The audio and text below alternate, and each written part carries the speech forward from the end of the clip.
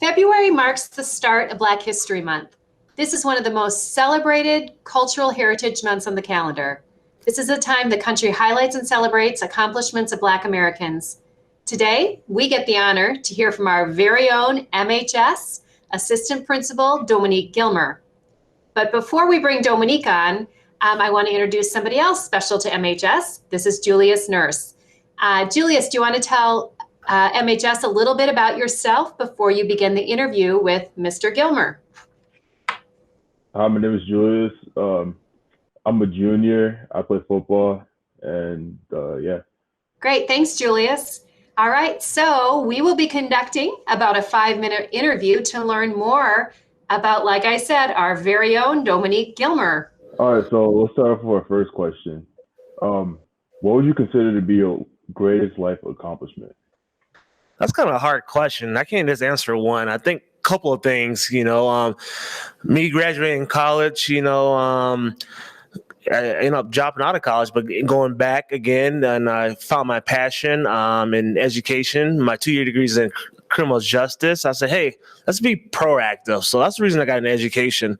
The second piece is buying my first house. That was a big deal. This buying my first house. I was 22 years old. Taking risks, like, I just got out of college. I don't know what I'm doing. But, it's challenging, and it's like, I can do this, and I think the last thing is when I did go back to college is I was academic All-American in track. This focusing on my studies and my athletics and doing all of that, and also volunteering, giving back.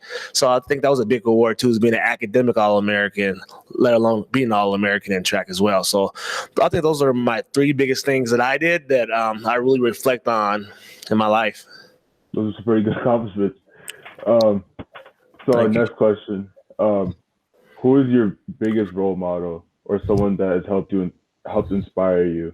What rings a bell right now is my track coach in high school, actually. Don't hold it against me. I went to Robbinsville Armstrong. So my track coach, Scott Weaker, he guided me, supported me throughout college. Always communicated, make sure he communicated, even though maybe I didn't want to communicate with him. This really had his eyes on me and supported me when I was in high school and in college, and this guiding me and this encouraging me in high school. So I really see him as a role model, and for me, is reflecting on it. He was he ran track in college, but his full-time job, he's a painter, and I really appreciate the dedication he has for kids and coaching track and things like that at Armstrong, and he still does it now. So you mentioned your track coach. So, where did you go to high school and college? What's your background? Awesome. So I went to Robbinsville Armstrong. That's where I graduated from. But I started my high school career in Louisiana, a small high school called Green Oaks High School in Shreveport, Louisiana. Then I moved to Minnesota. I started in North Dakota. Then I went to Iowa Central Community College to get my 2-year degree in sociology and criminology. And I received my bachelor's in teaching social studies at Concordia St. Paul. You know what? I was All-American in junior college, and I was like, oh, Division I. That's a hard life to juggle Division I athletics and academics. So I decided to go to Concordia St. Paul, a smaller liberal college in St. Paul, and really focus on my academics and really enjoy the sport. Also, I received my master's at Hamline University with an emphasis on urban education, and I have my principal license from University of Minnesota. That's one of my passions, education and giving back. Well, how did you decide that you wanted to be an educator? I love social studies, and I love coaching, and I love sports.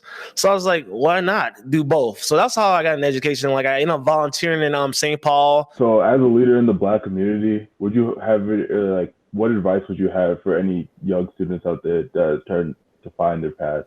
Finding your passion, really, and maybe, like I said, I thought I was gonna go pro or something, but at the same time, I'm finding avenues that's within that same category, to really fit in and find out my passion. So I think just finding your passion and find different avenues to continue your passion. So if you're an artist, it's something like that. Okay, I might sell art, but at the same time, I might want to be an art teacher, or maybe I want to be a teacher. Different things in those avenues. Well, I just want to say thank you for interviewing here today. You have some really great insight. And I just want to say thank you to both of you. Julius, thanks for taking time out to do this. Domonique, honored to be your colleague. This conducts our first interview in a series of interviews that we will be airing throughout the month to celebrate Black History Month.